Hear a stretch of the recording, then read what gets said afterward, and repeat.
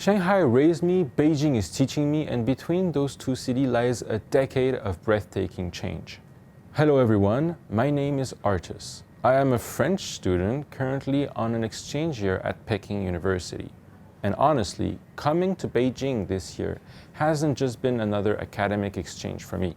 It has felt like stepping back into a story I started living a decade ago. When I was a kid, I lived in Shanghai, and returning to China, now 10 years later, has been nothing short of astonishing. It's emotional, actually. From my child's perspective back then, I remember watching skyscrapers like the Shanghai Tower literally rise out of the ground. They felt like trees growing overnight, racing upward faster than I could understand. When I left Shanghai, it was already a vibrant and impressive city. But the Shanghai of today feels like the future. Greener, cleaner, more connected. The air quality has improved dramatically, the city feels more sustainable, and the pace of innovation is almost overwhelming. And it's not just Shanghai. Everywhere I travel in China, I feel that same sense of acceleration. Food delivery drones in Shenzhen, self-driving taxis in Guangzhou, electric cars dominating the streets nationwide. Coming back as a university student from Sciences Po Paris gives me a completely different lens on all of this, a lens that lets me see how China's domestic transformation are shaping its global voice, especially in education, research, and international cooperation. Studying at Peking University has given me a ringside seat to understand how China articulates its vision for global governance and, just as importantly, how international students respond to it. At a moment where the UN system and global governance feels abandoned by some, China is moving in the opposite direction. It is opening up. I'm here on a Chinese government scholarship, which is incredibly generous, and every day I talk with students from all over the world, many from the global south, whom I rarely had the chance to meet in Paris. That diversity changes everything. The conversations, the questions, the perspectives. In many ways, this embodies what I see as a student version of China's evolving diplomacy under the Global Governance Initiative. As exchange students, we also get to explore fields central to future global governance, sometimes in ways that are more hands-on than in Europe. One of my favorite experiences was actually a course on AI, and especially our visits to the headquarters of Douyin. Seeing firsthand the scale of China's tech innovation was eye-opening. What struck the most is China's push for open source AI under the AI Plus initiative. This approach actually connects deeply with the Global Governance Initiative's emphasis on peace and multilateralism. Open source models can encourage global cooperation and help avoid fractures in the technological landscape. And for students in international relations, that is absolutely fascinating. Within the international student community, none of us come here to promote or reject any particular political model.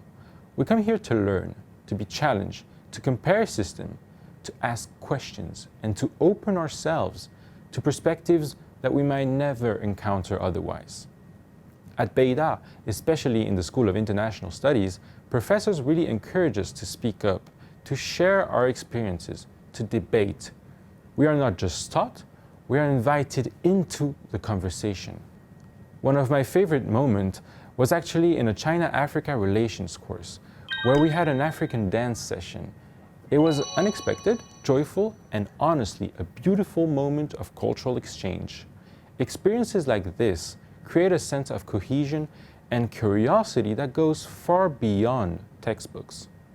And this atmosphere fits perfectly with the Global Governance Initiative, which emphasizes sovereign equality and broader participation in global conversation.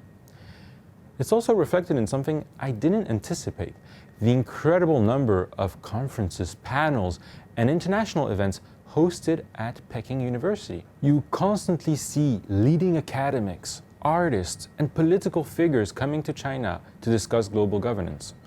It makes the campus feel like a small diplomatic and cultural hub.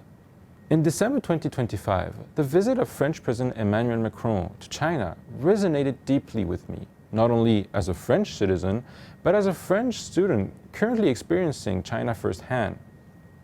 When President Macron spoke at Sichuan University about strengthening Franco-Chinese academic ties, I felt that he was describing exactly what I see around me every day. Students from every continent learning together, debating together, and imagining a shared future. His call for openness in research and education aligns greatly with the values I share and with the global governance initiatives focused on inclusion, mutual learning, and people-to-people exchanges. It struck me how powerful cultural exchange really is. It's not just diplomacy on paper, it's something you can feel, hear, and live. For many of us studying political science and international relations, it feels crucial that a major actor like China steps forward to help uphold and rethink global governance at a moment when many of its foundations are questioned. We care deeply about the UN system. We study it, we critique it, we want it to be stronger. And many of us feel, whether in Beijing or in Paris, that it is time for the current model to evolve, especially by emphasizing sovereign equality. That shift could make global governance more legitimate, more balanced, and more effective. So as I look ahead, I don't see the Global Governance Initiative as a finished blueprint, but as a starting point, a platform that encourages us, young people, to step forward, to participate, to contribute to a more inclusive system. And perhaps that is what inspires me the most. The realization that global governance isn't something decided only by states. It's shaped by the people who show up, who learn from one another, and who are willing to imagine new ways of working together. As a French student living and learning in China, I feel privileged to be part of that conversation. And if there is one message I take away from this experience, it is that the future of global governance will depend on bridges of understanding, of education, and of cooperation, the very bridge we are building here today.